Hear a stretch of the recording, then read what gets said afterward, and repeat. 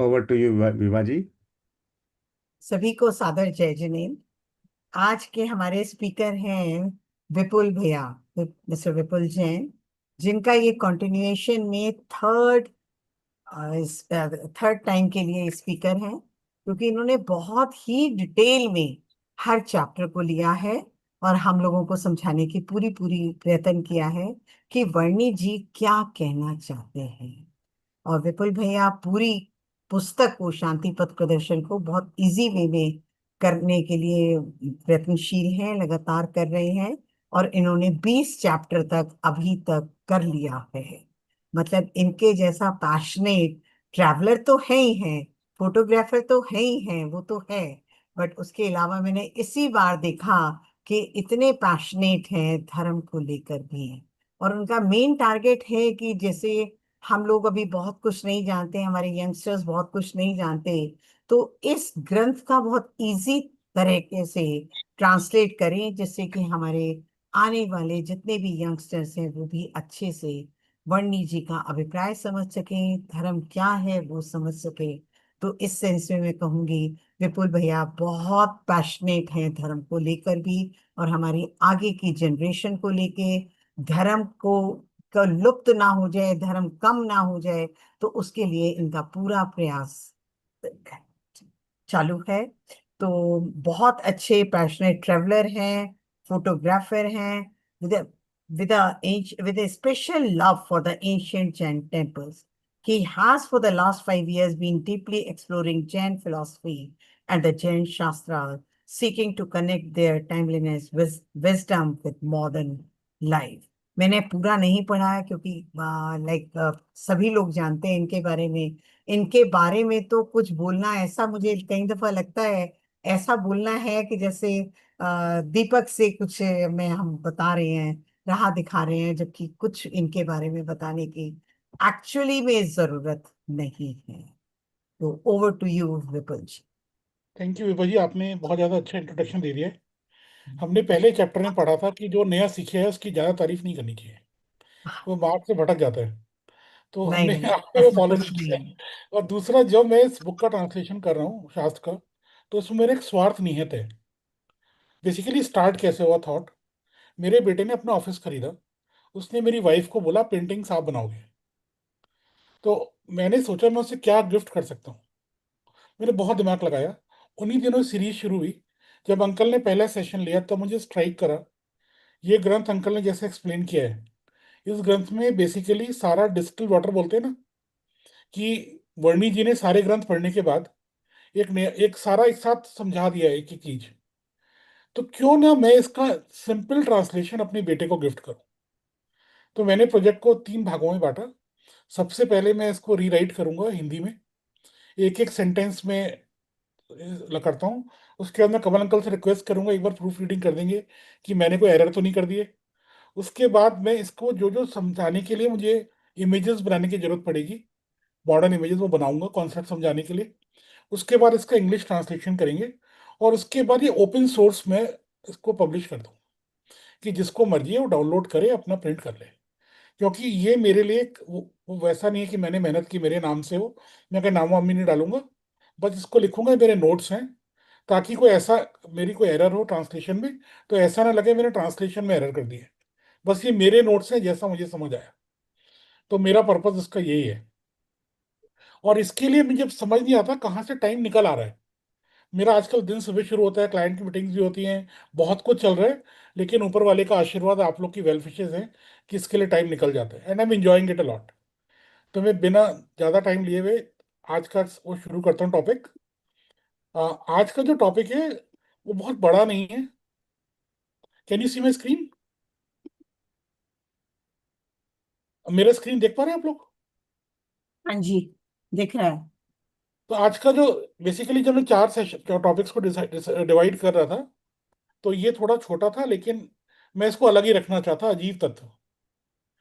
तो आज का हमारा अजीब तत्व वो है, टॉपिक है, और उसके 3 सब टॉपिक हैं। दो विद जगत की, उसमें 2 चीजों के बारे में बात करेंगे, अजीब तत्व क्या और शरीर क्या है। जब मैं इसमें शरीर में आया, तो मुझे कोई चीज नहीं रियलाइज है कि मुझे वो पहले इतनी क्लैरिटी नहीं थी सूक्ष्म शरीर के बारे में, तो उसको मैंने थोड़ा डिटेल में डिस्कस किया है। तो अगर हम जाएं कि हम ये सोचें कि मैं कौन हूं, तो अभी हम लोग ने अभी तक यही अनंत भूल करी है कि हम बाहर खोजते रहे अपने आप को। तो उसमें वर्णी जी ने बताया, मैं शरीर, इंद्रिय और बाह्य वस्तु नहीं हूं, चेतन स्वरूप में ही शांति का सुख और स्रोत है। और अगर कोई भटक रहा है तो उसे अशांति मिलेगी, कोई आत्मदर्शन की तरफ जाएगा तो शांति मिलेगी। बेसिकली बहुत सिंपल है। अगर हम अपनी जो हमारा चेतन स्वरूप है उसको जानेंगे और उसकी ओर जर्नी चलनी शुरू होगी, जो उसको प्राप्त करेंगे तो हमें सच्ची शांति मिल जाएगी। अन्यथा हम इसको अशांति और दुनिया में भटकते ही रहेंगे। तो हमारी सबसे पहले भूल शुरू कहाँ से होती है, उसका फर्स्ट पॉइंट क्या है? अगर आप किसी भी उसको पढ़ेंगे, मतलब और माइथोलॉजीज में भी, तो एक बहुत अच्छी किताब है स्टम्बलिंग टू हैप्पीनेस, जो गूगल के सीटीओ ने लिखी थी अपनी बेटे की डेथ के बाद।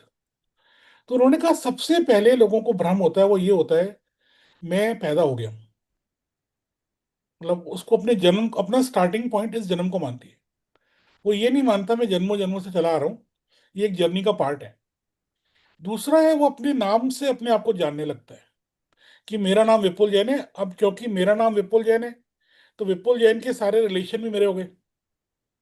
पहले शरीर मेरा, उसका नाम विपुल जैन, तो विपुल जैन की पत्नी भी मेरी, विपुल जैन का बेटा भी मेरा, विपुल जैन के फ्रेंड्स भी मेरे। अब यहाँ से सारी प्रॉब्लम शुरू होती है। अगर इसको सॉल्व करना है तो उसका सबसे पहले ये जानना पड़ेगा कि मैं शरीर नहीं हूं। हमारा जो स्टार्टिंग पॉइंट है कि हम सोचते हैं कि हम अपने भाई डिटैच हो जाएंगे, डिटैचमेंट ऐसे नहीं होगा।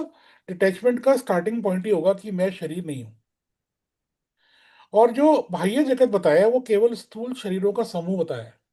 ये अंकल ने, हमने जब पहले डिस्कस किया था लास्ट टू लास्ट टाइम, तो अंकल ने डॉक्यूमेंट्री का जिक्र भी किया था कि बेसिकली हमने उसमें डिटेल में डिस्कस किया था कि क्या ये सही है कि सब चीजें पुराने शरीर का ही पार्ट है। अंकल ने उसको एक्सप्लेन करा था काफी डिटेल में।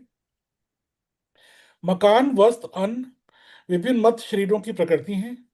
और जल, वायु, अग्नि भी शरीर स्वरूप में ही अनुभव होती हैं। हम बोलते हैं जल का है जीव, अग्नि का है जीव और वायु का है जीव। ये जो हमने पहले पढ़ा था उसका रिपीटेशन सही था। इसमें नई चीज क्या है कि हम अपना जो भ्रम है वो ये है कि हमारे पैदा इस शरीर में आने को हम अपना स्टार्टिंग पॉइंट मानते हैं, और अपने नाम से अपने आप को आइडेंटिफाई करने लगते हैं। इसके अंदर उन्होंने बताया पूरा जो जगत है वो दो पार्ट्स में डिवाइडेड है, नौ कर्म और कर्म। अब मैं नौ कर्म के बारे में बात कर रहा हूँ। नौ कर्म जो है वो स्वयं कर्म नहीं करता है, लेकिन उससे जुड़ा हुआ है। तो ये बेसिकली बाहरी जगत जो होता है वो हमारे, वो कर्मों से ही पैदा होता है। मीन्स जैसे हम काम करते हैं उसी तरह की परिस्थिति मिलती है। अगर हमने बहुत अच्छे कर्म किए तो हमें सिचुएशन डिफरेंट मिलेगी। हमें सिचुएशन ऐसी मिलेगी जहां हम धर्म कर सकते हैं।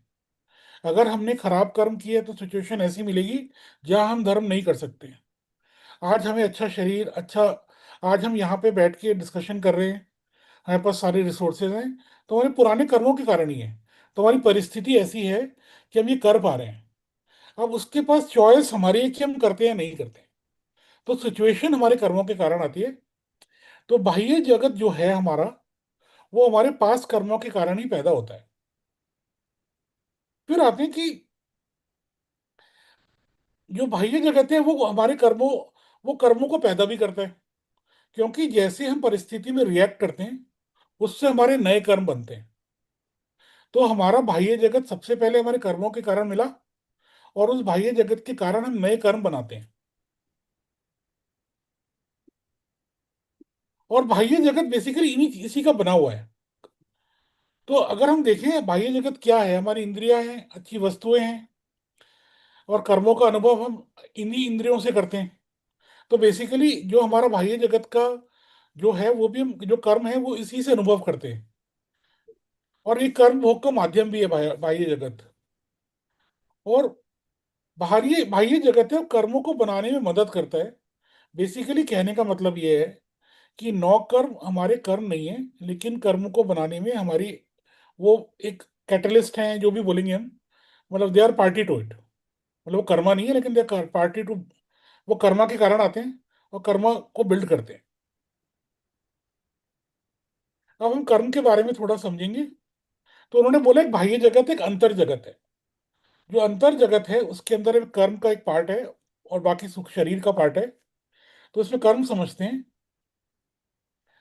ये अंतर जगत को बाद उन्होंने बताया, जैसे बाह्य जगत को हम देखते हैं, जो अंतर जगत है, अभी अंतर जगत जिसे बोलेंगे, वो उसका मल्टीफोल्ड है। और वो मल्टीफोल्ड का मतलब है इनफाइनाइट टाइम बड़ा है, जिसके ऊपर हमारा फोकस जाता नहीं है, और ये हमें दिखता भी नहीं है। लेकिन जो ज्ञानी लोग हैं वो उसको समझ पाते हैं। अगर हम अपने कर्मों को और इसको सोच पा रहे हैं तो इसका मतलब हमें ज्ञान होना चाहिए, तभी हम इसको समझ पाएंगे। हम बाहर की चीजों को सॉल्व करते हैं, उसकी इनफाइनाइट टाइम्स प्रॉब्लम तो अंदर है। इसके अंदर क्या शामिल है? जैसे हम बाह्य जब हम देखते हैं कि हमारे कपड़े, हमारे रिश्तेदार, ये सब हैं, इसके अंदर हमारे बुद्धि द्वारा उत्पन्न जो हमारे तर्क हैं, हमारी मान्यताएं, धारणाएं, वो जितना भी हमारा बुद्धि के कारण पैदा होता है, वो हमारा बाह्य अंतर जगत है। और कषाय अहंकार से जो हमारी कामनाएं और इच्छा हैं, वासनाएं हैं, वो भी इसी का पार्ट है। तो बेसिकली जो हमारे विचार हैं, धारणा है, ये भी क- हमारा अंतर जगत है। ये अजीब ये भी अजीब ही है, मतलब दे आर नॉट लाइव। अब अभ्यंतर जगत में शामिल क्या क्या है? मन और उसके सारे विकल्प, पसंद नापसंद, राग द्वेष। और जो हम, मुझे ये मेरे लिए नया था, जो हम मन वचन काया से बोलते हैं, तो इसके अंदर वचन का मतलब खाली बाहर बोलने से नहीं है, हम अपने आप से भी लगातार बात करते हैं। तो हम अपने आप से क्या बात कर रहे हैं वो भी इसी में शामिल है। तो आगम में इसको भाव कर्म कहा गया है। इसके सिवाय हम अंतर जगत में हम कर्मों के साथ साथ हमारे प्राण, देह, और जो हमारे उसकी बात करेंगे सूक्ष्म शरीर की, वो भी इसी का पार्ट है। अब मैं आगे चलता हूँ। बेसिकली डिफ्रेंसिएशन ये है कि जो भी चेतना नहीं है वो अजीब है। जो अजीब पढ़ रहे हैं ना हम, जो भी चेतना नहीं है वो अजीब है। ये बहुत सिंपल है याद करने का तरीका। बाहरी दुनिया तो हमें समझ आ गई, ये हमारे स्थावर त्रस्त और स्थावर शरीर हैं, और ये सब जड़ हैं, और ये परमाणुओं का समूह है, ये सब अजीब तत्व हैं। एक उन्होंने स्वभाव की डेफिनेशन दी सीक्वेंस में। स्वभाव क्या है? जो किसी वस्तु के साथ कभी अलग ना हो वही स्वभाव है। मतलब जो चीज कभी किसी वस्तु से अलग हो जाएगी तो वो स्वभाव नहीं है, उसका जो बेसिक नेचर नहीं है, बेसिक ट्रेट नहीं है। तो उसी को आगे उन्होंने बताया है, जैसे लोहे को आग में डालते हैं तो वो लोहा लाल हो जाता है। वो गर्मी के कारण उसमें लाल रंग आता है, लेकिन लोहे का स्वभाव लाल रंग नहीं है, वो गर्मी के कारण आया है। सिमिलरली उन्होंने बताया कि जो राग आदि भाव हैं, वो चेतना के नहीं है, वो आत्मा के पार्ट नहीं है, वो जड़ है। हमें लगता है ना हमारे राग और द्वेष हमारे इंटरनल है, वो ऐसा नहीं है। वो आत्मा के पार्ट नहीं है, वो जड़ है। जो हमारे बाह्य जगत के संपर्क में आने से जो हमें राग द्वेष होता है, आसक्ति होती है, वो हमारा चेतना का असली स्वभाव नहीं है। तो बेसिकली हमारा चेतना का असली स्वभाव जो नहीं है वो अजीब है। चाहे उसमें राग द्वेष है, चाहे बाह्य चीजें हैं, चाहे हमारे विचार हैं, धारणाएं हैं, हमारे जो भी हम सोचते हैं, हमारा सोचने का तरीका है, चाहे हमें कुछ अच्छा लगता है या नहीं लगता, वो सब अजीब है। तो उन्होंने बोला कि फिर उन्होंने राग तो आत्मा में दिखता है, ऐसा लगता है राग आत्मा का पार्ट है, लेकिन ऐसा है नहीं, ये मोह से पैदा होता है। फिर उन्होंने राग और मोह को एक्सप्लेन किया। उन्होंने कहा आपकी आसक्ति कहाँ से आती है? उन्होंने कहा ये मोह जो है, ये भ्रम, जो हमारा ये भ्रम है, मेरा शरीर है, मैं शरीर ही मेरा है, मेरा नाम ये है, वहां से स्टार्ट होना शुरू होता है। और हमारा जो बाहर देखने का तरीका होता है उसके साथ ये मोह आता है। मोह का मतलब है मिसकंसेप्शन, जो भ्रम आता है ना हमें। कई बार हम मोह को ना अटैचमेंट भी समझ लेते हैं, लेकिन यहाँ मोह इज मिसकंसेप्शन है। और हम बाहरी चीजों से जब उलझते हैं तो हमें राग पैदा होता है। अगर हम उनसे उलझेंगे नहीं तो बेसिकली हमारे मिसकंसेप्शन के कारण राग आता है। ये अटैचमेंट नहीं है। ये हमारा जो राग आया वो मोह के कारण आया। मोह का मतलब मिसकंसेप्ट, भ्रम। अंकल मुझे करेक्ट करिएगा बाद में अगर मैंने इसको सही नहीं समझाया है। और फिर उन्होंने जीव और राग में संबंध बताया। तो उसमें जो संबंध बताया उन्होंने, उन्होंने बोला जहां राग है वहां जीव जरूर है, और जहां जीव है वहां राग जरूरी नहीं है। ये मतलब ये दोनों वे का प्रोसेस नहीं है, एक तरफा संबंध है। राग होगा तो जीव में ही होगा, लेकिन ऐसा नहीं है कि हर जीव में राग होगा। अगर जीव मुक्त हो जाएगा तो उसके अंदर राग नहीं होगा। अगर जीव मुक्त आत्मा है तो उसके अंदर मोह नहीं है, भ्रम नहीं है उसको किसी प्रकार का, तो उसको राग भी नहीं है, उसके लाइक्स डिसलाइक्स भी नहीं है। फिर उन्होंने मोह और राग का संबंध बताया।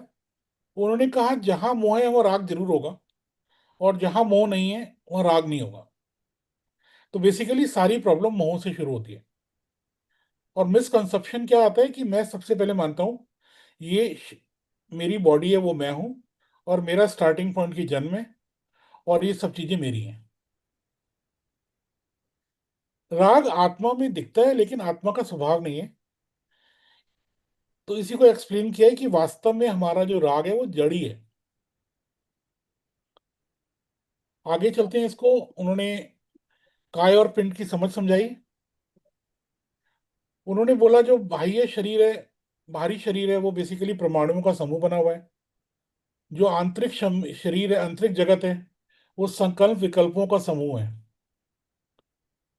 और बाह्य पिंड में आपके हाथ पैर अंग आ गए। आंतरिक में मन, बुद्धि, विचारों का समूह है। इसको दोनों संरचनाएं ही बेसिकली समूह हैं। एक जगह हमारा परमाणु का समूह है, और एक जगह हमारा मन, बुद्धि और विचारों का समूह है, संकल्प विकल्पों का समूह है। फिर उन्होंने स्थूल और सूक्ष्म शरीर आगे एक्सप्लेन किया। ये एक औदारिक शरीर है जो हमारी इंद्रियों से देख सकते हैं, जो हमारा अपना बॉडी है, दूसरों की बॉडी हमें दिखती है। एक सूक्ष्म शरीर है जिसके हम इंद्रियों से नहीं देख सकते, सटल बॉडी जिसे इंग्लिश में बोलेंगे। उसके दो पार्ट हैं। एक तेजस शरीर है जो हमारी बॉडी की एनर्जी रेगुलेट करते हैं। एक कर्माण शरीर है जो कर्मों के कारण क्रिएट होता है। अगर जो हमारा जो भाव कर्म पैदा होता है उसी के अनुसार एक कर्माण शरीर उसके बिल्कुल पैरेलल में पैदा होता है। जैसे भाव कर्म होंगे ऐसे कर्माण कर्माण शरीर पैदा होगा, तो उसको बिल्कुल मिरर करता है। तो ये आपका बेसिकली जो स्थूल है वो तो ठीक है, लेकिन सूक्ष्म शरीर से ही हमारी सब चीजें चलती हैं। इसको शरीर इसलिए बोला गया है क्योंकि इसका अंत हो सकता है। तो ये मेरे लिए नया रेवलेशन था, शरीर उस चीज को बोलते हैं जिसका अंत हो सकता है। फिर उन्होंने बताया ये सूक्ष्म शरीर आपका मित्र है कि दुश्मन है। फिर उन्होंने बताया कि स्थूल शरीर तो आपका मृत्यु पे छूट जाता है, आपकी इसी लाइफ साइकिल का पार्ट होता है। नेक्स्ट लाइफ साइकिल में आपकी बॉडी जाती नहीं है। लेकिन सूक्ष्म शरीर आपका जन्म जन्मांतर आपके साथ चलता रहता है। तो आपके जो कर्माण शरीर है और आपकी तेजस बॉडी है, ये सटल बॉडीज के दो पार्ट हो गए। ये आपके साथ नेक्स्ट जन्म में कैरी फॉरवर्ड होंगे, बेसिकली कर्मा कैरी फॉरवर्ड होंगे। और जो हमारी तेजस बॉडी जो हमने बनाई है वो हमारे साथ कैरी फॉरवर्ड होगी। वो आपको नए शरीर, उसी के कारण नया शरीर मिलता है। और आपको जो कर्मों के कारण, और कर्म उनका काम है आपको नए शरीर में लेके जाना। ये सहायक भी है लेकिन बंधन भी है ये। अगर हमारे खाली स्थूल शरीर तो इस जन्म में छूट जाएगा, ये तो छूट ही नहीं रहा। तो बेसिकली मेरा एक चक्र चलता जा रहा है। चक्र कैसे चला कि मेरा ये शरीर, मेरा इस बाह्य जगत पैदा हुआ कर्मों के कारण, और उसके कारण मैंने कर्म पैदा कर लिए। तो हम इस साइकिल से बाहर नहीं आ पाते। तो उन्होंने कहा जब हमें मुक्ति तभी मिलेगी जब हमें ये सूक्ष्म शरीर का बंधन समझ में आ जाए। तो बेसिकली जो हम शांति की बात करते हैं, मुक्ति की बात करते हैं, उसके लिए हमें सूक्ष्म शरीर का बंधन को समझना पड़ेगा। ये एग्जैक्टली क्या है। जब इसको हम सॉल्व करेंगे तो हमें मुक्ति मिलेगी। एंड में उसने बताया, जो मैंने कॉपी कर दिया, इमेज मैंने रिक्रिएट करी है, थोड़ी शार्पर है। अगर हम इस पाथ में चलते रहेंगे, जीव और अजीव के अंतर को समझ पाएंगे, तो हमारा वेग जागृत होगा और एक दिन हम उस जर्नी में आगे पहुंचेंगे। मैं अपनी वाणी को यहाँ विराम देता हूँ। तो मैं रिक्वेस्ट करूंगा, अगर मैंने कोई मिसकंसेप्ट बता दिया है या कोई कॉन्सेप्ट ठीक से नहीं बताया है, तो मुझे करेक्ट कर दिया जाएगा। Thank you. कमल अंकल, आप प्लीज बताइएगा।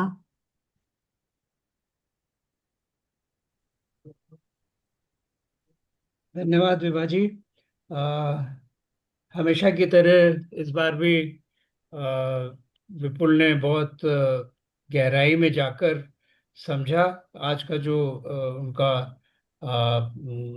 आज की प्रस्तुति थी, उसका 8वां अध्याय उन्होंने बहुत ही मनोयोग से पढ़ा, समझा और समझाया। तो ये उनकी एक विलक्षण क्षमता है कि वो बहुत ही गहराई में जाकर और बड़ी सरलता से अपनी बात प्रस्तुत कर पाते हैं। और हम लोगों को इंतज़ार है उनकी स्क्रिप्ट का, जिसको वो नोट्स कह रहे हैं। लेकिन वो मैं समझता हूँ कि जो ये शांतिपथ प्रदर्शक है, उसका जो सारभूत तत्व है, उसको वो संक्षेप में और बोधगम्य भाषा में प्रस्तुत करने में सफल होंगे। उन्होंने एक ये बात कही ना कि ये जो भेद विज्ञान है, शरीर को स्वयं से पृथक मानने की जो क्षमता है, अ, तो वहीं से प्रारंभ होता है। यानी जो यात्रा है हमारी, अंतर यात्रा, वो प्रारंभ होती है। तो वो प्रारंभ भी होती है वहीं पर और समाप्त भी वहीं पर हो जाती है। यानी अगर देखा जाए तो जितना भी सब है शास्त्रों में और आगम में, जितना कुछ लिखा गया है, वो इसी में समाहित हो जाता है। आपको मैं याद दिलाऊंगा उसकी जो इष्टोपदेश हम लोगों ने पढ़ा था शुरू में, तो उसका ये 50वां श्लोक है, लगभग अंतिम, यानी मंगलाचरण जो उसका जो समापन से पहले का श्लोक है।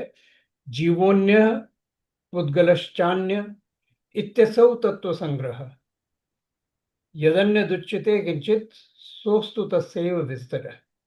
यानी जीव अन्य है और पुद्गल अन्य है। तो इस प्रकार यही तत्व का सार है, और इसके अलावा जो भी कुछ कहीं लिखा गया है, वो सिर्फ इसी का विस्तार है। तो ये रियलाइजेशन अगर हो जाए और उस रियलाइजेशन पर हम अमल करने लगे, रियलाइजेशन पर्याप्त नहीं है। रियलाइजेशन तभी सच्चे अर्थों में कहा जाता है कि जब वो हमारा गाइडिंग प्रिंसिपल बन जाए। तो जब ये हमारा गाइडिंग प्रिंसिपल बन जाएगा, तो हम उस रास्ते पे चल पड़ेंगे, जिसका कि अंतिम चरण मोक्ष है। एक और बात उन्हें बहुत स्ट्राइक की, जो मुझे भी बहुत स्ट्राइक की थी, कि शरीर की का स्वरूप क्या है, ये उस शब्द में ही निहित है। यानी ये रियलाइजेशन हम लोगों को नहीं होता है, हम शरीर शरीर कहते रहते हैं। पर एटिमोलॉजिकली अगर आप देखें तो शरीर का मतलब ही ये है कि जो हर क्षण क्षय को प्राप्त होता है, वो शरीर है। तो इसकी परिभाषा जो दी गई है, यानी आगम की बात नहीं कर रहा हूं मैं, इसमें मैं बात कर रहा हूँ एटिमोलॉजी की, शब्द विज्ञान की, जो व्युत्पत्ति की। तो उसमें है कि श्रियते इति शरीर है, जिसका प्रतिक्षण क्षय होता रहता है, वो शरीर है। और इसमें इंटरेस्टिंग बात यह है कि इसके जो और पर्यायवाची शब्द हैं, जैसे देह कहते हैं, हम तन कहते हैं या तनु कहते हैं, या हम काया कहते हैं, इनके भी अर्थ इससे मिलते जुलते हैं। अब देह का अर्थ क्या है? देह का अर्थ है दह्यते इति देह, यानी जो अंत में जला दिया जाता है, वो देह है। तो हमें बार बार इन शब्दों से ये स्मरण दिलाने का प्रयास किया जाता है भाषा के स्तर पर, कि हम इसका यथार्थ समझें। इसी तरह से तनु क्या है, यानी शरीर को हम कहते हैं ना, तनुज का मतलब बेटा, जो हमारे शरीर से उत्पन्न हो। तो जो समय के साथ कमजोर होता चला जाता है, तनु का मतलब डाइल्यूट भी होता है, तनु का मतलब छोटा भी होता है। तो जो समय के साथ कमजोर होता चला जाता है, वो तन है। और काया, काया का मतलब है कि जिसे काल अंतिम समय में आसानी से दबोच लेता है, वो काल जिसको दबोच लेता है वो काया है। तो ये बड़ी इंटरेस्टिंग बात है कि हम भाषा के स्तर पर भी जो उसका आगम का जो मूल तत्व है उसको समझ सकते हैं। तो भाषा का ये महत्व है। और मेरे ख्याल में और किसी क्लैरिफिकेशन की जरूरत नहीं है। अ, अगर कोई चर्चा में प्रश्न उठेगा तो उसको हम ले सकेंगे। एक और मैं इष्टोपदेश का एक और श्लोक आपके सामने रखना चाहूंगा, जिसमें ये बताया कि जो शरीर के प्रति हमारी आसक्ति है तो उसका क्या परिणाम होता है। वो है, अविद्वान पुद्गल द्रव्यम यो भिनंदति तस्य तत् न जातो जंतो सामीप्यम चतुर्गतिषु मुंचति। मतलब ये कि जो मूर्ख बहिरात्मा पुद्गल द्रव्य को आत्मीय भाव से समादृत करता है, उस प्राणी का वो शरीर या पुद्गल द्रव्य कभी भी चारों गतियों में उसको नहीं छोड़ता। चाहे वो औदारिक शरीर हो या फिर वैक्रिक शरीर हो, किसी तरह का शरीर हो, वो उसके पीछे लगा रहता है। क्योंकि जिसको आप जितना परकाएंगे, जितना आप उसको पालेंगे पोसेंगे, वो उतना ही आपसे अटैच हो जाएगा। आप जानवरों के साथ देख सकते हैं, आप उस कुत्ते को रोटी डालना शुरू कीजिए, आपको पीछे नहीं छोड़ेगा। तो इसी तरह से हम शरीर के पीछे पड़े रहते हैं, शरीर की साधना में लगे रहते हैं, उसी को साध्य हम मान लेते हैं। तो शरीर से हमें फिर मुक्ति नहीं मिलती। यही भेद विज्ञान है। यही भेद विज्ञान अगर हम उस पर उसे समझकर उसके अनुसार आचरण करने लगे तो फिर हमारा मुक्ति का मार्ग प्रशस्त हो जाएगा। इतना ही मैं इस समय कहना पर्याप्त समझता हूँ। मैं वाईके अंकल आपसे गुजारिश करूंगी कि आप अपना विचार व्यक्त करिए। विपुल के बारे में तो जितना कहा कमल ने, शायद उससे और ज्यादा कहा जा सकता था। विभा जी ने भी कहा, इसलिए मैं और कुछ ऐड नहीं करूंगा। ये तो अद्भुत पर्सनालिटी, व्यक्तित्व है ही। मैं देख रहा था कि आपके जेएनएन की हिस्ट्री में हैट्रिक पहली बार हुई है शायद, और वो विपुल ने मारी। बिल्कुल ठीक कह रहे हैं। अदरवाइज एक एक लेक्चर्स लिए जाते थे। दूसरा जो विपुल ने बोला तारीफ वाली बात, उस पर सौम्य सागर जी ने एक बोला था नए तरीके से कि किसी की अधिक तारीफ करने से आप उसकी सामर्थ्य को चुरा रहे हैं, सामर्थ्य को कम कर रहे हैं। इसलिए विपुल की ज्यादा तारीफ मैं तो करूंगा नहीं, काफी हो भी चुकी है। टाइम, मुझे लग रहा था कि विपुल इतना टाइम निकाल कैसे लेता। तब मुझे ध्यान आया कि मेरी बहन जो मेरे पास रहती थी, उसकी बिटिया हुई काफी सालों के बाद दूसरी। तो मैं देखा कि वो 80% टाइम उस बिटिया में लगाती। मैंने उससे पूछा कि इससे पहले तो ये टाइम 80% कहाँ लगाती थी। उसके पास कोई जवाब नहीं। स्पेयर होना चाहिए वो टाइम। जिस चीज में रुचि होती है उसके लिए टाइम अपने आप निकलने लगते हैं। और विपुल को चूंकि इसमें बहुत रुचि है, इसलिए सफिशिएंट टाइम निकाल रहे हैं और आगे भी निकाल लें। और विपुल बहुत लकी एक इंसान है कि अपने बेटे के लिए जिस कॉन्फिडेंस से वो इतनी मेहनत कर रहे हैं, उनको कॉन्फिडेंस है कि बेटा उसका उपयोग करेगा। आज का नेक्स्ट जनरेशन बहुत कम लोग होते हैं जो अपने पिता के इसके ज्ञान को, मेहनत को थोड़ा बहुत भी यूटिलाइज करते हैं। कई दफे तो मैंने देखा क्रिटिसाइज और करने लगे। नाम कर्म की बात की विपुल ने। नाम कर्म कर्म को बांधने में और भोगने में निमित्त है, जैसे शरीर एक नाम कर्म। कर्म दिखने की बात की गई।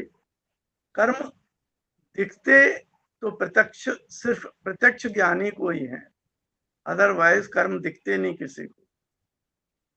पर अच्छे बुरे कर्मों का एहसास हो जाता है उसकी फसल को देख के, उसके रिजल्ट को देख के, कि ये बीज क्या रहा होगा। मोह और राग की जो बात की, दोनों चीजें सही हैं। मोह से राग पैदा होता है और राग से मोह डेवलप हो जाता है। शरीर बार बार हमें क्यों मिल रहा है, इस पर एक गुरुजन ने कहा, क्योंकि हम शरीर को पसंद करते हैं, उसको इम्पोर्टेंस देते हैं, इसलिए हमको शरीर बार बार मिल रहा है। कमल भाई का जो 4-5 शब्द था, ये बहुत सुंदर लगा, मैंने नोट किया शेयर करने के लिए। इसमें जो शरीर की बात थी, इस पर मुझे एक अपना संस्मरण याद आ रहा है। मेरी एक बहन थी, वो कुछ ऐसी परिस्थितियां आई कि चुप हो गई थी, सेटबैक उनको कुछ लगे थे और वो चुप हो गई थी, पर ज्ञान उनको बहुत था। तो उनके घर वाले सब यही कहते हैं, साहब इनके तो दिमाग पर असर हो गया है। मैं जब उनको देखने गया, मैंने उनसे कहा, बहन आप तो ज्ञान बहुत रखती थी, धर्म में रुचि रखती थी, मुझे कुछ बताइए ना। चुप। जब फिर इंसिस्ट किया तो उन्होंने बोला, बेटे शरीर बहुत बदमाश है। मैंने उनके घर वालों से कहा, देखा अध्यात्म पूरा बहन जी ने एक सेंटेंस में बोल दिया। फिर मैंने उनसे पूछा, शरीर बदमाश क्यों है? उनका जवाब था, इसकी मैंने बहुत केयर करी पर इसने मेरा साथ नहीं दिया, इसलिए बदमाश। आगे ज्यादा मैं नहीं बोलूंगा और लोगों को चांस दें। धन्यवाद विभा बहन। बहुत बहुत धन्यवाद कमल अंकल, आपका भी, वैकी अंकल आपका भी, कि आपके इतने सुंदर कमेंट्स आते हैं कि जहां आंखें एकदम खुल जाती हैं।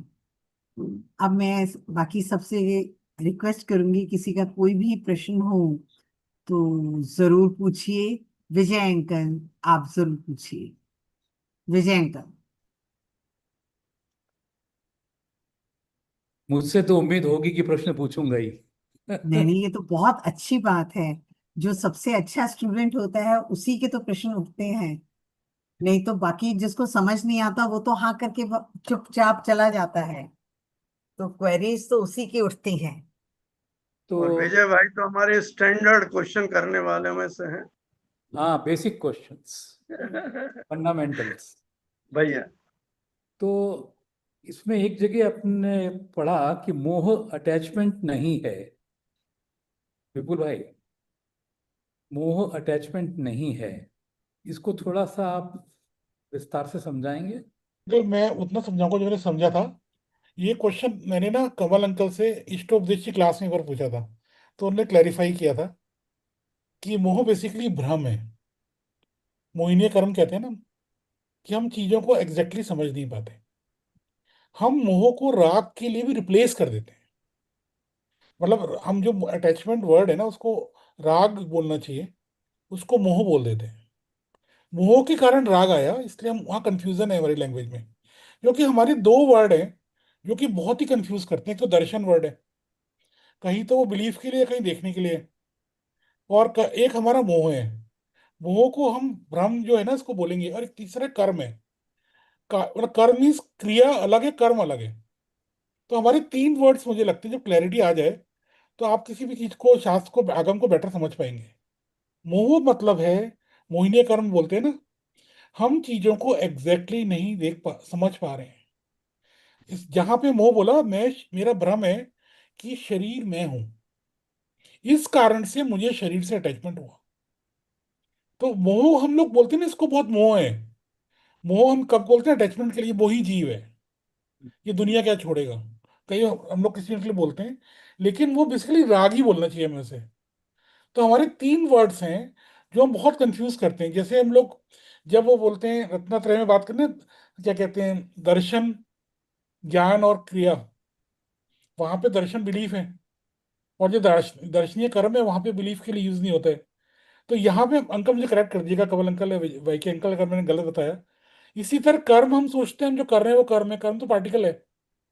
तो हमें उससे क्रिया और कर्म में फर्क समझना चाहिए। अगर इन तीन चीजों में समझ लाए ना एक बार, तो हम आगम को शायद बेटर पढ़ सकते हैं। अंकल आप लोग मुझे करेक्ट कर दें। देखिए, ये भी मेरे ख्याल में भ्रम है कि एक शब्द का एक ही अर्थ होता है। एक अच्छा। शब्द के बहुत अर्थ होते हैं और बहुत सारे संदर्भों में उसका प्रयोग किया जाता है। तो ये बात सही है कि बिल्कुल अगर फंडामेंटल लेवल पर आप देखें तो मोह भ्रम है ना। जो वस्तु का यथार्थ ज्ञान ना हो पाना मोह है। कोई भी वस्तु है उसका यथार्थ ज्ञान नहीं है, मोह है। लेकिन जिसको हम सामान्य भाषा में मोह कहते हैं कि मुझे बहुत मोह है इससे, तो वो भी भ्रम के कारण ही तो उत्पन्न हुआ है ना। तो इस तरह से वो उसके साथ उसका एक आप सबसेट मान सकते हैं कि वहां भी मोह है। जैसे कि द्वेष भी मोह और राग भी मोह है, क्योंकि दोनों भ्रम के कारण उत्पन्न हुए हैं, है ना। हम्म। तो किस लेवल पर हम देख रहे हैं उसको, उसके हिसाब से उसका अर्थ निकलता है। जैसे कि कर्म का आप ले लीजिए, कर्म के कितने कॉन्टेक्स्ट में कितने उसके मतलब हो जाते हैं, अलग अलग मतलब हो जाते हैं। तो इसमें कोई कंफ्यूजन की पॉसिबिलिटी नहीं है। यानी मैं ये नहीं कहूंगा कि मोह मोह नहीं है, यानी जिसे अटैचमेंट के सेंस में कहते हैं वो भी मोह है। यानी अगर आप उसे फंडामेंटल लेवल पे देखें तब भी वो मोह ही है। लेकिन उसका जो विपरीत है यानी द्वेष, वो भी मोह है ना। तो अगला मेरे ख्याल प्रश्न है। में इससे क्लैरिटी कुछ आई होगी कि जी। बेसिक लेवल पर तो जो यथार्थ स्वरूप का ज्ञान न हो पाना मोह है। तो हम्म। वो आपके पर्सपेक्टिव को भी प्रभावित करता है और वो आपके कंडक्ट को भी प्रभावित करता है। इसीलिए मोहनीय कर्म के दो भेद हो जाते हैं, एक दर्शन मोहनीय, एक चारित्र मोहनीय। तो आप इसे किसी भी स्तर पर समझ सकते हैं, है ना। वो आपको कॉन्टेक्स्ट के हिसाब से देखना होगा। अगला प्रश्न ये है कि हमने विजय देख। भाई, मोह के बारे में एक चीज मैं और बताना चाहूंगा कि आठों कर्म में सबसे ज्यादा खतरनाक मोह को क्यों रखा। कोई नहीं है। ज्ञान ज्ञानावरण दर्शनावरण आदि पर पर्दा पड़ा हुआ है। पार्शली हमें अवेलेबल है और पार्शली हमें अवेलेबल नहीं है। पर मोह एक ऐसी चीज है जो उल्टा कर देता है, हितकारी को अहितकारी मानता है और अहितकारी को हितकारी मानता है। मेरे जब गुरुजन मुझे समझाते हैं तो मुझे लगता है ये मरवा देंगे, मेरा घर छुड़वा देंगे। और मेरे घर वाले जो मुझे पकड़ के रखते हैं, मुझे लगता है ये हितकारी हैं, जबकि वो मेरी आत्मा का नुकसान कर रहे हैं। और राग की अगर तीव्रता हो जाए तो फिर वो मोह में कन्वर्ट होना शुरू कर देता, बन जाता, प्रभाव है, विभव है। अगला प्रश्न है। आई थिंक विजय अंकल अभी और पूछ रहे हैं। हाँ, मेरे दो तीन प्रश्न और हैं। हाँ पूछिए। राग जीव से ही है, विपुल जी। एक ऐसा तो जगह नहीं कहा कि राग जीव से ही होता है। ना, ऐसा जरूरी नहीं भैया। लोग वह नहीं नहीं जमीन के नहीं, लिए ये जरूरी है। जान, राग जीव के ही होता है, ये जरूरी है कि जहां राग हाँ, है वहां जीव का होना आवश्यक है। बिना तो जीव के जीव से राग नहीं ही होगा। होता है, जीव लेकिन से ही जहां होता है, जीव है ऐसा वहां नहीं। राग हो ये आवश्यक नहीं है। तभी एक तरफा है, व्याप्ति जो है इसकी वो एक तरफा व्याप्ति है। इसीलिए इसको स्वभाव नहीं कहा जाता है। स्वभाव तब कहा जाएगा जब दो तरफा हो। जैसे कि जहां मोह है वहां राग होगा, जहां राग है वहां मोह होगा ही होगा। तो इसलिए राग मोह का है, पर राग जीव का इसलिए नहीं है कि जीव, राग के होने पर जीव तो होता है, लेकिन जीव के होने पर राग हो ये आवश्यक नहीं है। तो राग जीव में ही है। हाँ, वो जीव की ही अवस्था है जीव की अवस्था। तभी तो अशुद्ध निश्चय नय से वो जीव का कहा जाता है ना। अशुद्ध निश्चय नय में वो जीव का कहा जाता है, लेकिन अजीब शुद्ध से निश्चय अजीब नय में वो जीव का नहीं कहा जाता, क्योंकि शुद्ध निश्चय नय केवल शुद्धात्मा को लक्षित करता है। अजीब से राग नहीं होता। अजीव के कोई राग बिहार नहीं में होता, हो ही नहीं सकता, क्योंकि विजय भाई, उसमें चैतन्य है ही नहीं, वो गुण ही नहीं है उसका, तो सुख दुख का अनुभव कर ही नहीं सकता, अटैचमेंट कहाँ से होगा उसको। अंकल इसे ये भी तो तो कह इसमें विजय ये भाई, थोड़ा एक समझने मैं की दिक्कत हो रही है। सेंटेंस ऐड करूंगा। ठीक है। 11वें गुण स्थान ऑनवर्ड्स जीव तो है पर मोह नहीं है वहां। 10वें गुण स्थान तक जीव के मोह होता है। यार तो आपका ये सेंटेंस ठीक हो जाएगा कि जहां जीव है वहां मोह हो, लोअर लेवल पे सही, लेकिन हायर लेवल पे नहीं। यह 11वें गुण स्थान ऑनवर्ड्स। ठीक। फिर विभा बहन, एक जगह लिखा है कि इसको मतलब भाषा में 11वें में भी जो उपशम उसका हो गया है, पर है विद्यमान, विद्यमान वो है, सत्ता उपशम हो गया। सत्ता में है, हाँ, प्रकट सत्ता में है, नहीं है। प्रकट नहीं है, व्यक्त नहीं है। अब ये वर्णी जी की भाषा जो है कई बार एकदम से स्ट्रेट समझ में नहीं आती है। वहां लिखा है मुक्ति कार्बन शरीर का बंधन समझना उससे हो जाती है, लेकिन होना चाहिए एक्चुअली छूटना। नहीं नहीं अंकल, उनका सबसे मतलब है छोड़ना। कि आपको कॉन्सेप्ट समझ आ गया हाँ। तो आपकी मुक्ति हो जाएगी। हाँ, समझने बंधन से नहीं, छूटने से। हाँ मतलब आपको स्टार्टिंग पॉइंट है ना समझ आना, स्टार्टिंग तो पॉइंट वहां वो से शुरुआत होगी। भाषा का फर्क है उसमें। भाषा नहीं, इसीलिए हाँ। मैं इसका नोट्स जो बना रहा हूँ इसीलिए बना रहा हूँ क्योंकि मुझे हाँ। ही पढ़ने में 4 बार लगती है वो। और फिर मैं कई बार तो उसको इंग्लिश में ट्रांसलेट करने के लिए एआई में डालता हूँ, भाई इसका मतलब बताओ क्या है, हाँ। कि इसके क्या ये ऑप्शंस हो सकते कहाँ, हैं। कौन से सेंटेंस की बात कर रहे हैं आप, विजय? मुक्ति कार्बन शरीर को बंधन समझने में है। यहाँ मेरा कहना था कि कार्बन शरीर के बंधन को छूटने में है मुक्ति। यही खैर वो है भगवान गई। आत्मा का यथार्थ बंधन, जिससे मुक्त होने का प्रयास कर रहा है, यह आप ये कह रहे हैं? नहीं, ये एक वाला जगह पृष्ठ 52 पर मुक्ति दूसरे के पैराग्राफ का बंधन अंतिम को वाक्य। समझने में है, एक्चुअली छूटने में है वो, कि समझ के छोड़ना उसको। उस तरह से अपन इसको समझ सकते हैं। अंकल कौन से पेज पे पढ़ रहे हैं? हाँ अब ये मुझे भी पेज नहीं नंबर पता तो मुझे चलेगा। ख्याल नहीं है। ये नहीं, वो आखिरी शायद में, आखिरी आपने के जो उसको, आसपास है। एनीवे, आपने उसका तत्व तो समझ लिया है, हाँ, समझ कि लिया जब वो आप मैंने। समझ गए हैं तो फिर उस पर एक्ट भी करना चाहिए, तो तभी फिर उस रास्ते पर आप कदम रखेंगे, सही बात। प्रतिपादन करना शुरू करेंगे। अंकल कौन से पेज नंबर पे है ये जो आपका सेंटेंस है? ये नहीं पेज उनके नंबर पास है लिखा नहीं नहीं वो है, लेकिन डिटेल। नहीं, ओके। मेरे ख्याल में वही है जो मैंने अभी पढ़ के आखिरी के बताया। आसपास है।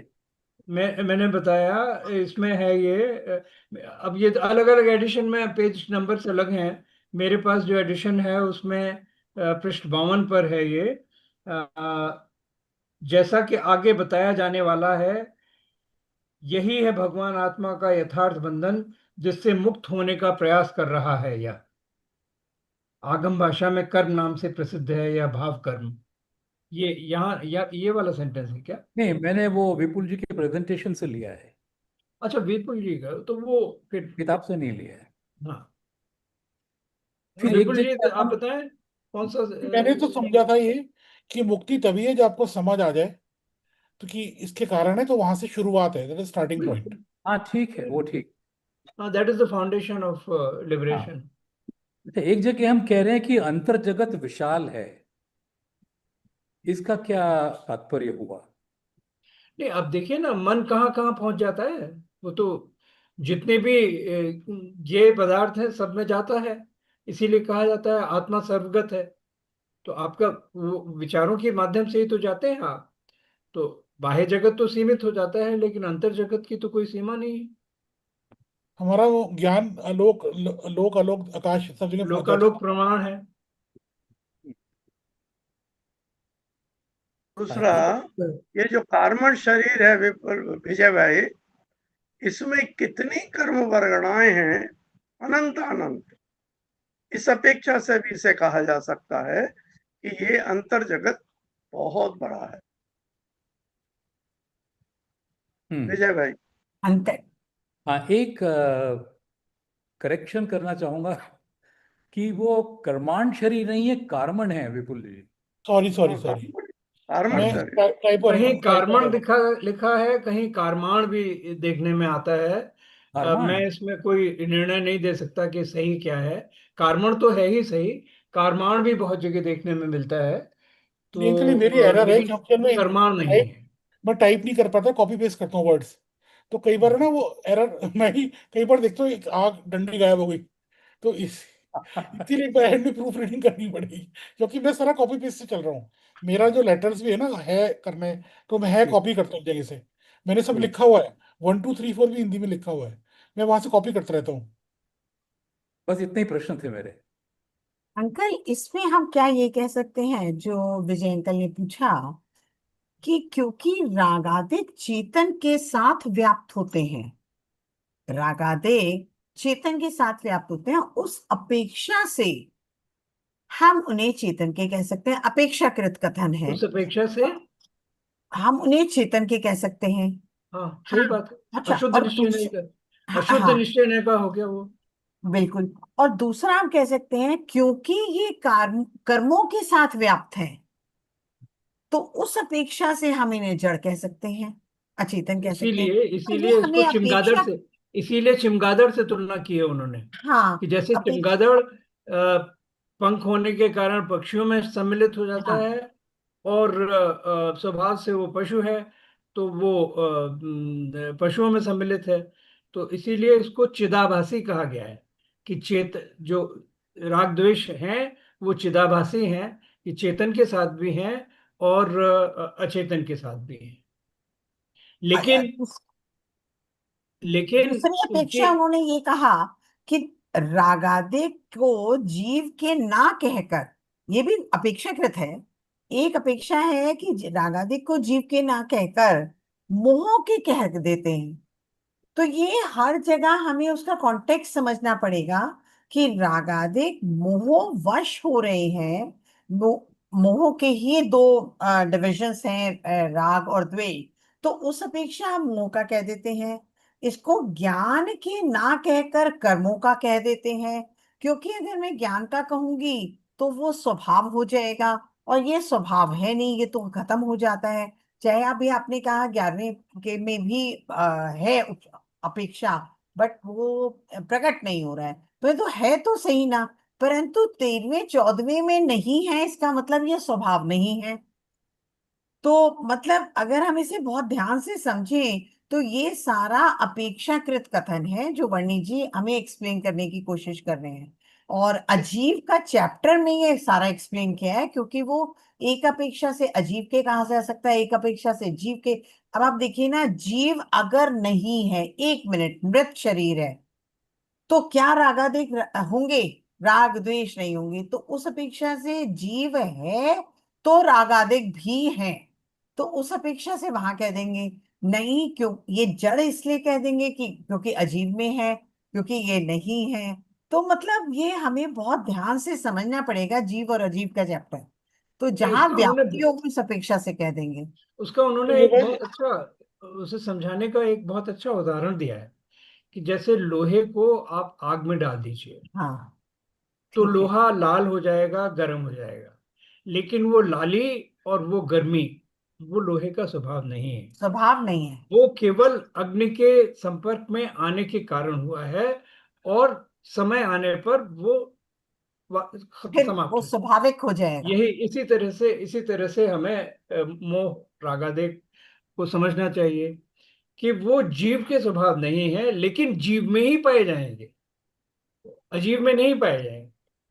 जीव की ही अवस्था है, जीव की बिल्कुल। अवस्था है, और अजीब की अवस्था नहीं है। नहीं बट विभा जी, इसका ना वो कंफ्यूजन कर्मों मैं के आपको। साथ व्याप्त है, लेकिन इसलिए लेकिन उसे जीव जीव, कहा। हाँ, जीव के साथ सदैव नहीं पाए जाते, हाँ, इसलिए जीव का स्वभाव नहीं है। स्वभाव नहीं है। विभा जी मैं इसका एग्जाम्पल देना चाहूंगा। मैं 8th 9th क्लास तक पढ़ा था, light is a straight line. बाद हैं? में पढ़ा मैंने, लाइट स्ट्रेट लाइन होती है, फिर स्ट्रेट लाइन में चलती है। बाद में पढ़ा लाइट इज ए वेव। तो थोड़ा हाँ, जब ज्ञान हुआ तो आई वॉज वेरी कंफ्यूज कि लाइट वेव है कि स्ट्रेट लाइन में चलती है। तो मुझे बताया गया तुम्हारी अंडरस्टैंडिंग उतनी थी, तब तुम्हें स्ट्रेट लाइन पढ़ा दी, क्योंकि वेव तुम्हें समझ नहीं आती। जब तुम बड़े हो गए तुम्हें वेव समझा दी गई। ये तो हमें अपेक्षाकृत तो बहुत समझना पड़ेगा। जब समयसार जी में भी देखिए तो कुंकुद आचार्य के, नहीं तो हमें ऐसा लगता है कि ये अभी तो आचार्य ने ये कहा था, अभी ये कह दिया। दोनों ठीक था, परंतु दोनों की अपेक्षा अलग थी। जिस वही तो न्याय पॉइंट का ऑफ व्यू से सिद्धांत है, देखता वही है, तो न्याय का सिद्धांत है। वही है नए का सिद्धांत, और वो वही हमें दुर्नय समझ। वो दुर्नय हो जाता है जब आप एक ही दृष्टि से देखें, एकांतवाद हो जाता है वो। इसीलिए कहा गया कि जो मोह का है वो बहिर्मुखी वृत्ति कही गई चेतन के साथ, क्योंकि अंतर्मुखी नहीं कही गई। क्योंकि अगर अंतर्मुखी कह देंगे तो वो स्वभाव बन जाएगा। तो उन्होंने यही कहा कि जीव के होने पर भी मतलब मोह किससे बहिर्वृत्ति, बहिर्मुखी वृत्ति है। तो ये तो बहुत, यही काबिलियत है वर्णी जी की, बहुत सुंदर है, बहुत हाँ, काबिलियत। बहुत छोटा सा ये अध्याय है, लेकिन बहुत गहरा है। इसके बहुत गहरा एक है। एक एक वाक्य इसका बिल्कुल जो मनन करने ऐसे और ही अंकल, चिंतन करने जीव की हो। जीव का अध्याय भी बहुत सुंदर है। हाँ, बहुत तरह से पूरी समझाया पूरी गया है। किताब इसी तरह की है, पूरा हाँ, ग्रंथ पूरी इसी। किताब ही ऐसी है। और अभी बहुत। तो 9th चैप्टर है विवेक ज्ञान का, वो तो बहुत ही ज्यादा, उसमें तो बहुत ही कुछ घुसा हुआ है विवेक ज्ञान। उसका नाम ही यही है विवेक ज्ञान, और उसमें तो बहुत ही ज्यादा विवेक चाहिए समझने के लिए। और मैं आप सबसे कहूंगी कि कोई किसी का कोई प्रश्न हो तो पूछेगा।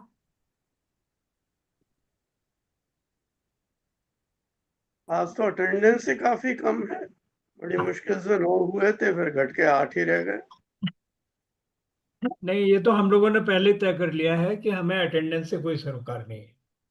बिल्कुल ठीक है। तो विपुल जिसको कमल जी भाई जिसको जिसको सुविधा हो वो आए, और जिसको हाँ, सुविधा ना हो वो ना आए। किसी के कारण रुकना नहीं है, किसी की प्रतीक्षा नहीं करनी है।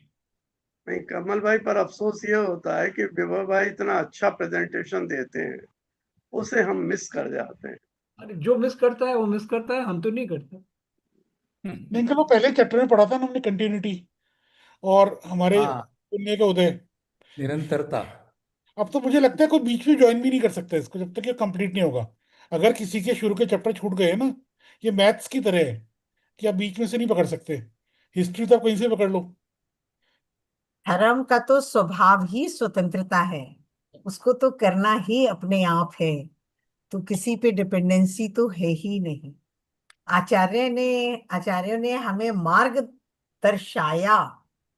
अब उस पे स्वतंत्रता मेरी है कि मैं उस मार्ग पे चलूं या ना चलूं। चलूं तो मेरा बेनिफिट है, नहीं चलूं तो मेरा नुकसान है, और कुछ नहीं।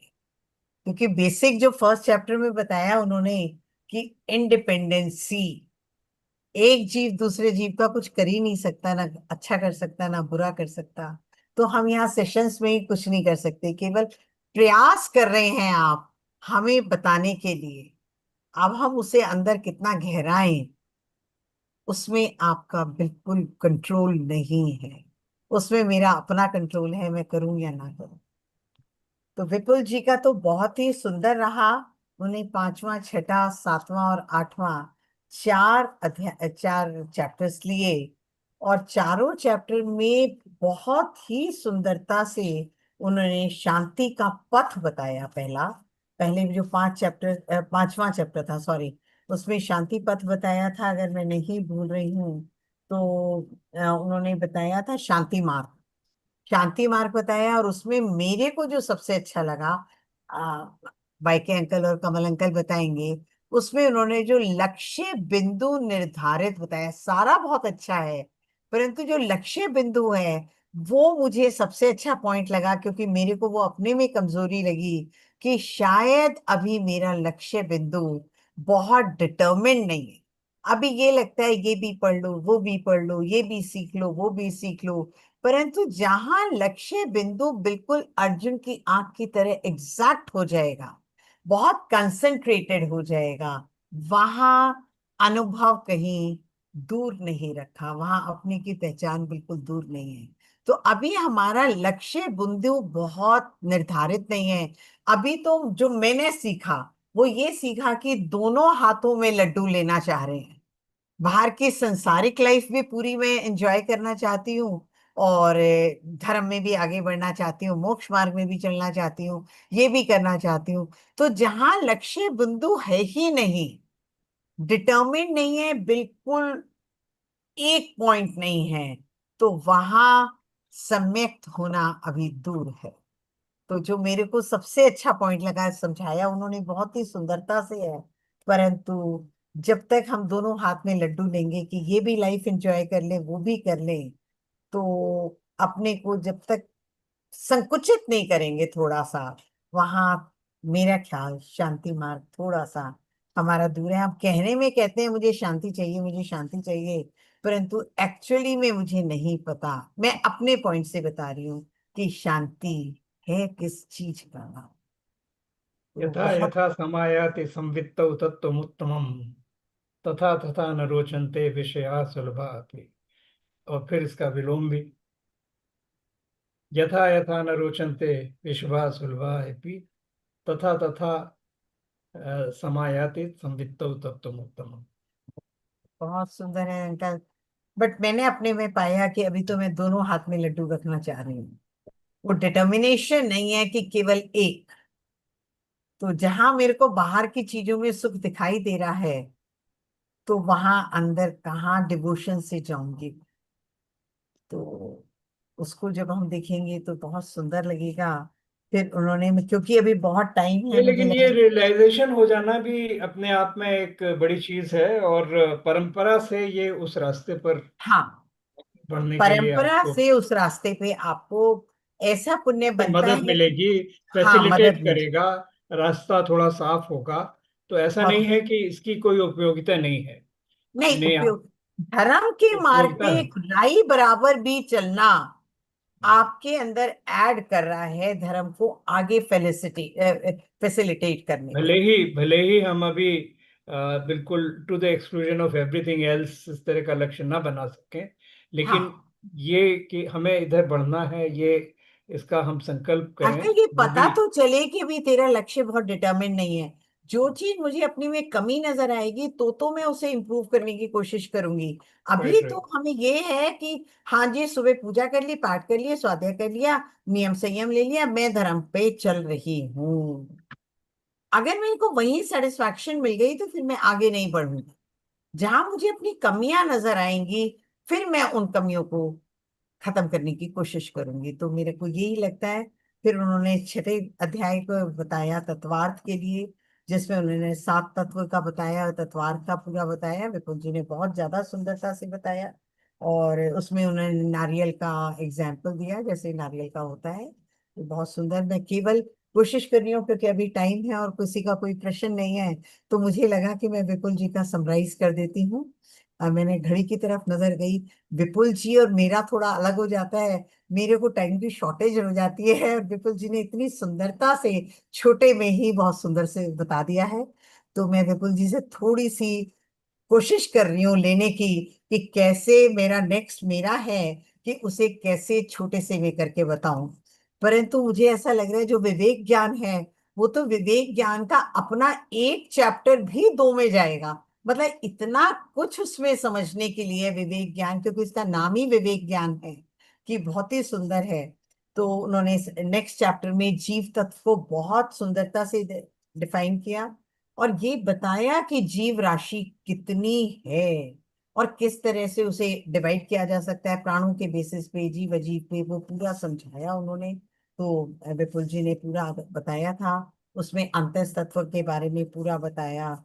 पूरा उन्होंने उसके बारे में, शांति ही मेरा स्वभाव है, ये मुझे जीव तत्व में सबसे ज्यादा इम्पोर्टेंट लगा। कि तू पहले समझ शांति ही मेरा स्वभाव है, तो शांति ढूंढने हमें कहीं और नहीं जाना है, क्योंकि मेरा स्वभाव शांति और किसी भी जीव तत्व, किसी भी तत्व में शांति है ही नहीं। तो जितना मेरा प्रयास चल रहा है शांति कहीं भी और ढूंढने का, वो गलत प्रयास चल रहा है। मुझे शांति अपने में ही जहां है वही तो ढूंढने से मिलेगी, जहाँ है ही नहीं वहां ढूंढने से कैसे मिलेगी। तो बहुत ही सुंदर इन्होंने बताया, क्योंकि लास्ट में उन्होंने बताया था जल में मीन प्यासी है।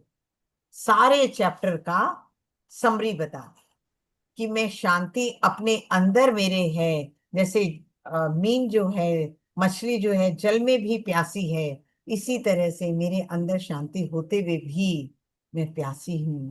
मैं शांति की खोज में बाहर जा रही हूँ, इतना गलत कर रही हूँ कि मैं आपको बता नहीं सकती। जहाँ सुखाभास है उसे शांति मान रही हूँ, जहां विकल्प एक अभाव होता है तो उस एक विकल्प के अभाव को शांति मान लेती हूँ, जबकि एक होते ही दूसरा विकल्प आ जाता है तो शांति का तो मतलब ही नहीं। और फिर आज वाला जो अजीब तत्व है उसके बारे में बताया, बहुत सुंदर है। इस अजीब तत्व को तो हमें 2 4 5 10 दफा दोबारा दोबारा पढ़ना चाहिए, क्योंकि अगर मैंने अपने को पहचान लिया कि मैं जीव तत्व, तो मेरे अलावा बाकी सब अजीब। तो मैंने अपने को पहचान लिया, अपने घर को पहचान लिया, तो पूरे वर्ल्ड के मकान मेरे नहीं है। अगर एक मकान को मैंने देख लिया कि ये वाला मकान मेरा है, तो बाकी सारे मेरे नहीं हैं। तो बस उसी चीज को पहचानना है। तो जीव और अजीब का उन्होंने डिस्क्रिप्शन दिया। विपुल जी आपका बहुत बहुत बहुत धन्यवाद। अभी भी मैं आप सबसे रिक्वेस्ट करूंगी, किसी को कोई भी पूछना हो तो विभा पूछ सकते बहन, हैं। हाँ जी। विभा बहन, हाँ जी आपका बताइए। एक सेंटेंस मैं देख रहा था, मुझे ऐसा लगा वो अधूरा है। हाँ जी एक बताइए। जीव दूसरे जीव का कुछ कर नहीं सकता, ये बात पूरी तरह सही है।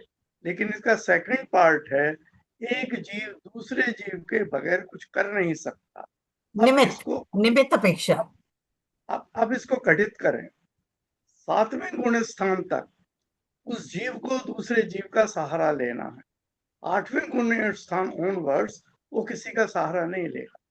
लेकिन अगर जीव की जगह अपन द्रव्य शब्द ले लें कि एक अच्छा। द्रव्य दूसरे द्रव्य का कुछ कर नहीं सकता, उसका भी सेकंड सेंटेंस यही बनेगा, पर एक द्रव्य दूसरे द्रव्य के बगैर कुछ कर नहीं सकता। पर ये वाला सिद्ध भगवान तक जाएगा। पहला जीव के जीव से जो कंपेयर करे 7वें गुण स्थान तक है, लेकिन ये दूसरा वाला द्रव्य जब लगा लेंगे तो ये तो सिद्ध भगवान के तक जाएगा। सिद्ध भगवान जो परिणमन कर रहे हैं, गति कर रहे हैं या रुक रहे हैं, ये दूसरे द्रव्य की अपेक्षा ही उसके निमित्त से कर रहे हैं। तो सेंटेंस ये अंकल। बनेगा, एक द्रव्य दूसरे द्रव्य के बगैर कुछ कर नहीं सकता, पर एक द्रव्य दूसरे द्रव्य के बगैर रह नहीं सकता। उसको उसको निमित्त बनाना ही पड़ेगा, चाहे वो सिद्ध ही क्यों ना हो। और पहले अंकल वाले जी में मैं, जब जीव लेंगे तो वो हाँ 7वें गुण स्थान तक लगेगा। नहीं बिल्कुल हाँ, ठीक कहा विभाग आपने। ब्रॉड अपेक्षा बहुत सुंदर है, बिल्कुल ठीक है। मैं इसको इस तरह से लगाती हूँ कि वहां राग और द्वेष बहुत कम हो जाता है। अगर मैंने आपसे एक्सपेक्टेशंस की कि आप मेरा ये काम कर दीजिए, आप कोई पोजीशन में हैं, कोई कुछ है कि आप मेरे को जॉब दिलवा देंगे सपोज, हाँ, और और आपने नहीं दिलवाई, तो उसमें मुझे द्वेष हो जाएगा कि अंकल ने मुझे नहीं दिलवाई। जहां मुझे ये प्रिंसिपल पता है कि अंकल मेरे को जॉब तभी दिलवा सकेंगे जब मेरा पुण्य का होगा, क्योंकि वो मेरा कुछ अच्छा भी नहीं कर सकते, बुरा भी नहीं कर सकते। तो स्टार्टिंग की अपेक्षा, स्टार्टिंग जो हमारे गुण स्थान चल रहे हैं उसमें राग द्वेष पे बहुत कम करने में ये प्रिंसिपल बहुत काम आता है हमारा।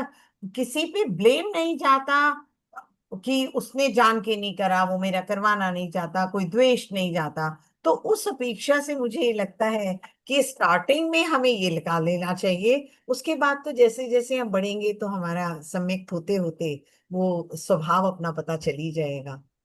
तो उस अपेक्षा से मैं ये स्टार्टिंग में अपने ऊपर ये लगाती हूँ। तो अब मैं कोशिश करूंगी कि पदार्थ लगाऊं, तो जैसा आपने मुझे बताया, राह दिखाई, तो बहुत बहुत धन्यवाद अंकल। और किसी का कोई प्रश्न हो तो बताइएगा, नहीं तो फिर मैं इस समय कर सकती हूँ जिनवानी स्तुति। ठीक है, इट्स 9:15। क्या मैं जिनवानी स्तुति बता सकती हूँ? मैं शेयर करती हूँ।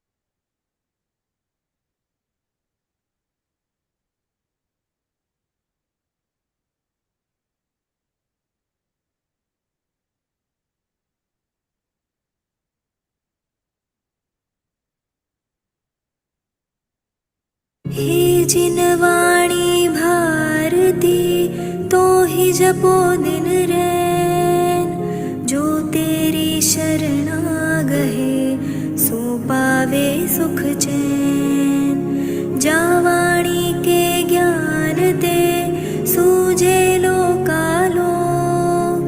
सो वाणी मस्तक नवो, सदा देत हो ढोक। सदा देत हो ढोक। सभी को सुनाई ठीक से दिया था? एकदम बिल्कुल फर्स्ट बिल्कुल। क्लास। सभी को जय जिनेन्द्र, बहुत अच्छा रहा। विपुल जी आपका बहुत बहुत धन्यवाद, आपने तीनों लिए सेशंस एक के बाद एक। और विपुल जी तो तैयार हैं आगे के 20 तक देने के लिए। तो सारे पूरे विपुल जी आगे को ही 20 सौंप दें। चैप्टर तक नहीं नहीं उन्होंने अंकल, ऐसा तैयारी नहीं, मैंने कहा नोट्स रेडी हैं, कहीं का जरूरत पड़े वॉलेंटियर की तो मैं कर सकता हूँ। बहुत अच्छा है। तो बहुत बहुत धन्यवाद आप सभी का ज्वाइन करने के लिए। जय जिनेन्द्र। विपुल गैप अरेंजमेंट भरेंगे, जहाँ भी कोई तैयार नहीं है वहाँ विपुल जी को अपन अड़ा दिया करेंगे। नहीं नहीं, बिल्कुल ठीक है, वो तैयार हैं, वो तैयार।